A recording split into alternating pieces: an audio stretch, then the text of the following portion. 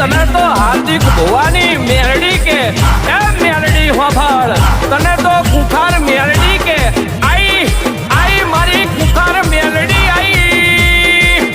વાડી ઊભી રહું ને કોઈ ના કોટું હો એ